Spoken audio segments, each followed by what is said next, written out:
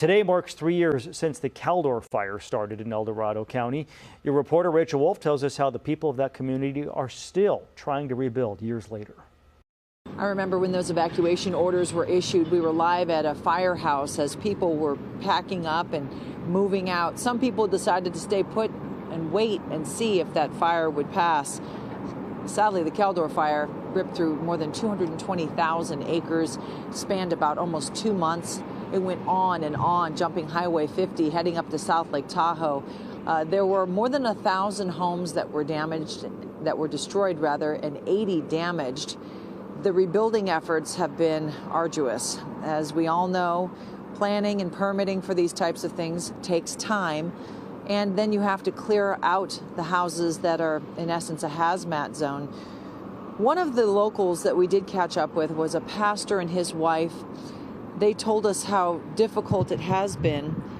They have been actually running their church, Grizzly Flat Community Church, out of their home. They brought in a manufactured home and rebuilt on the site where their home burned to the ground.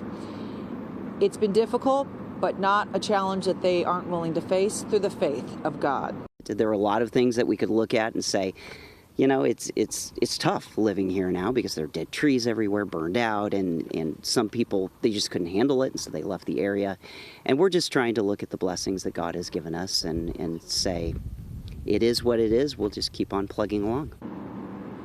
Yeah, they moved here from Ohio in 2011 and have been working in that community ever since. They're going to rebuild their church with the help of other churches in this area, and also some churches from across the nation, which is often the case in these types of disaster zones. Faith-based community organizations coming in. This Saturday at noon, right on the site of where that church was on Sharoney Road, they will have a barbecue and food delivery for those living in the area. It will happen again at noon. The community really working hard with the town itself.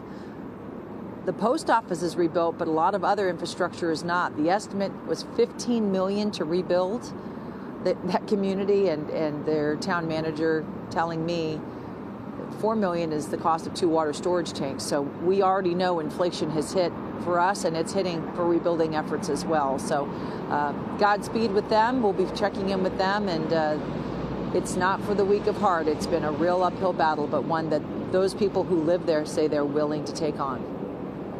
Okay, Rachel, thank you very much.